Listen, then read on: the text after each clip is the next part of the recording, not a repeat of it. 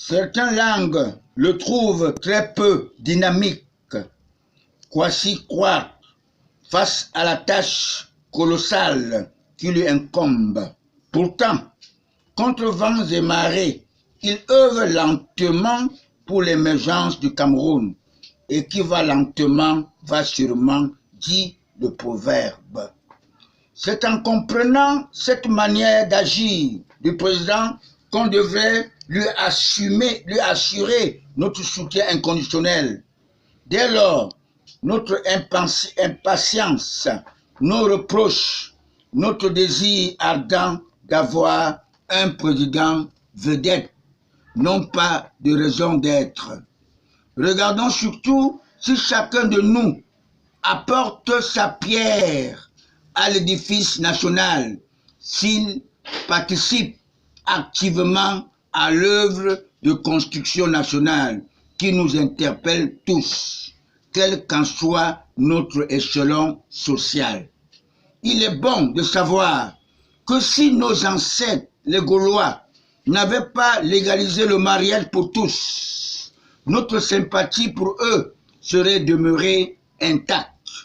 Le président américain, lui, n'a pas cédé au chantage de la France, qui lui intimait la destruction pure et simple de la Syrie. Le deuxième mandat du président américain était conditionné par la mort du colonel Kadhafi, héros des faibles, et il a pu légaliser le mariage pour tous. Sinon, il ne faisait pas son second mandat. Ils l'ont précipité au paradis comme tous nos martyrs nationalistes. C'est pour ces raisons que Abel d'Afrique subventionne, n'est-ce pas, tous les musulmans qui vont à la Mecque. C'est pour ces raisons, pour signe de reconnaissance. Mes très chers compatriotes nationalistes de sang, patriotiques, je suis appelé et j'ai été choisi par les bons anges de Dieu d'Abraham, le père d'Ismaël et d'Isaac, pour dédouaner mon candidat naturel, Paul Biya, devenu Abel d'Afrique. À ma qualité de politologue spirituel, patriarche Nobel Congo, président fondateur de COTRA, collectif de travailleurs retraités de l'Afrique centrale, le digne successeur de mon homologue Cheikh Anta Diop, Capricorne comme moi. J'aimerais dire à tous mes compatriotes que le président Paul Biya ne s'éternise pas au pouvoir.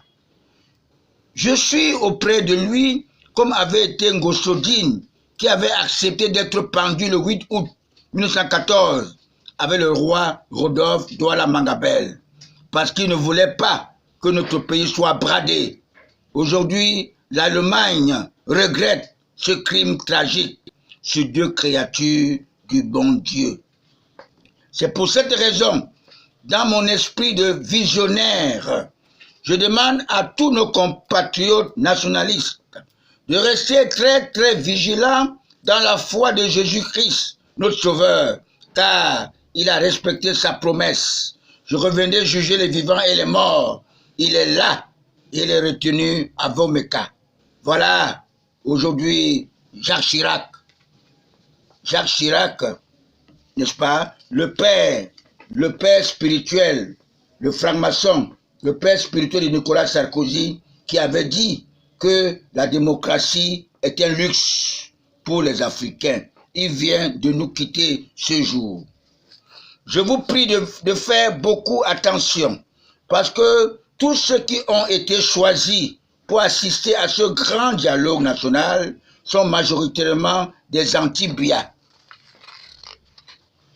Et que tous les maires de nos 360 arrondissements, les chefs traditionnels, ne sont que des adeptes du roi Hérode, qui ne voulaient pas de Jésus-Christ dans cette planète Terre conquise par le Satan, en maître absolu, malgré qu'ils émargent au trésor public et ils sont des auxiliaires de l'administration. Je suis très fier parce que le président Paul Biya n'est pas allé à New York. Nous devions montrer aux Occidentaux que l'Afrique est la première civilisation. Nous ne sommes plus dupes. Le président, mon candidat naturel Paul Biya, est le seul chef de l'État africain qui n'a pas fonctionné avec les conseillers occidentaux, car il avait 2 conseillers techniques spéciaux. Le premier fut l'évêque Jean Joua de notre église catholique romaine, qui est mort parce qu'il avait un antécédent avec l'évêque Etoga. Il est mort en pleine messe. Et c'est le cardinal Toumi qui demandait souvent la démission de Paul Biya, qui avait continué cette messe. Parce que son père fut catéchiste, le père de Paul Biya, dans cette église, et lui-même ancien séminariste. Le deuxième fut René, dit Barbe-Dure, qui se repose au paradis avec sa victime, Jean Fauchevet. Les initiés me comprennent.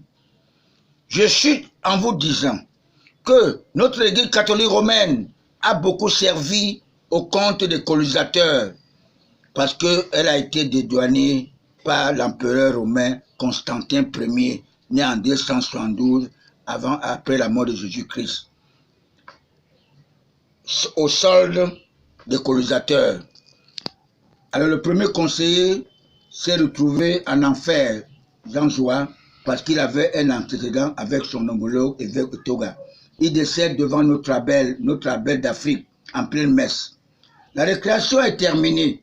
On ne parlera plus de parrains, on ne parlera plus de diaspora, on ne parlera plus d'anglophones ou de francophones. On parlera tout court, je suis Camerounais. Point barre. Les colonisateurs nous divisent pour bien nous mater. Est-ce que les États-Unis ont pu trouver les armes de destruction massive en Irak? That is the question.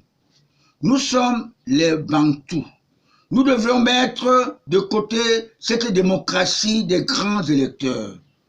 Je chute en vous disant que n'importe qui ne peut être chef de l'État. Un président de la République est un sacrifié pour sa nation. Le président est le chef d'État d'un pays souverain. Il faut d'abord être patriarche ou matriarche. Celui qui cherche à s'enrichir d'une manière illicite doit faire plutôt le commerce. Je vous permets de vous informer que notre tout premier vice-premier ministre, André Zechungi, avait interpellé le fils ingrat de Paul Biya, Alain Egame Benko, en lui disant qu'il n'est pas un administrateur. Il est plutôt un homme d'affaires.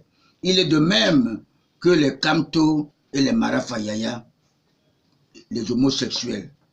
Paul Biya n'a pas placé notre émergent en 2035 par hasard, parce qu'il a pour seul conseiller technique à cette période de mondialisation globale, Jésus-Christ. Cela m'a poussé de le nommer président d'honneur de COTRAC.